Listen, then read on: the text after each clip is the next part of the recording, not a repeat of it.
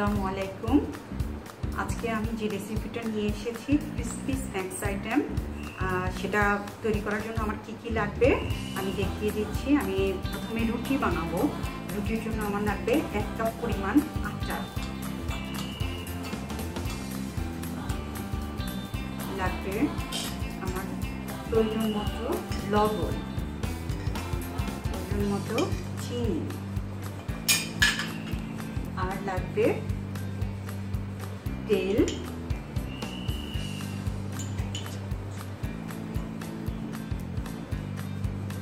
এবং পানি। এটা ক্রিসপিনেসটা আসে হলো যত মুড়মুড়ে হবে সেই জিনিসটা আসবে, আমরা কতটা সুন্দর করে এই রুটিটা বানানোর এই প্রসেসটা যত ভালো করতে পারবো তত সুন্দর করে আমাদের মুচমুচে ভাবটা আসবে। আমরা এবার অল্প অল্প পানি দিয়ে রুটি বানানোর জন্য একটা ডো তৈরি করব। একবারে বেশি পানি দিলে আমাদের ডোটা হয় নরম হয়ে যাবে, তখন আর সেটা খুব ভালো হবে না। এই জন্য অল্প অল্প পানি দিয়ে আমরা ডোটা তৈরি করব। রুটি বানানোর জন্য যে ডোটা তৈরি করার কথা ছিল সেটা আমরা করে ফেলেছি অলরেডি। যে দেখতে পাচ্ছেন, যাদের হাতে সময় থাকবে তারা 10 মিনিটের জন্য এটা ঢাকা দিয়ে রেস্টে রাখিয়ে দেবেন। আর যাদের পুরো সময় থাকবে না, সাথে সাথে আমরা করতে চাইবেন, তারা সাথে সাথেই করতে পারবেন। এখন আমাদেরকে ভেতরে পুর বানাতে হবে। ভেতরে পুর বানানোর জন্য যে স্ন্যাক্সটা তৈরি করব, পুর বানানোর জন্য আমাদের লাগবে ব্রেড ক্রাম। এই যে আমরা এখানে 2 কালারের ব্রেড ক্রাম নিয়ে রেখেছি, এখানে দিয়ে দিলাম 1টি কালার ব্রেড ক্রাম। তারপর আমি দেব সামান্য মরিচ গুঁড়া, ধনিয়া গুঁড়া, জিরা গুঁড়া এবং মাংস রান্না করার জন্য যে মশলাটা বাজারে পাওয়া যায় আমরা সেটা দিয়ে দেব।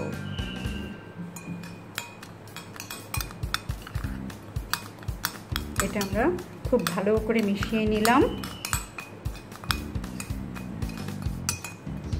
এরপর আমরা চলে যাব রুটি বানাবো এবং আপনাদেরকে আমি দেখিয়ে দিব কি করে আমরা সেই স্ন্যাক্স আইটেমটা তৈরি করব। আপনারা দেখতে পাচ্ছেন এই পর্যায়ে আমি রুটি তৈরি করে রেখেছি।